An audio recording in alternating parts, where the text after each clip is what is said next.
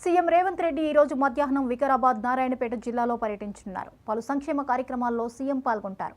పోలేపల్లి రేణుకా ఎల్లమ్మ గుడిలో పూజా కార్యక్రమంలో పాల్గొన్న అనంతరం అప్పక్పల్లిలో మహిళా సమాఖ్య పెట్రోల్ బంక్ను ప్రారంభిస్తారు. మధ్యాహ్నం 2 గంటలకు నారాయణపేట గురుకుల హాస్టల్ ఆవరణలో బహిరంగ సభలో సీఎం ప్రసంగిస్తారు.